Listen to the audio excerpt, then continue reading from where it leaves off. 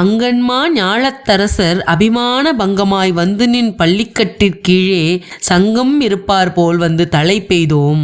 கிண்கிணி வாய் செய்த தாமரை பூ போல செங்கன் சிறுகச் சிறதே எம்மேல் விழியாவோ.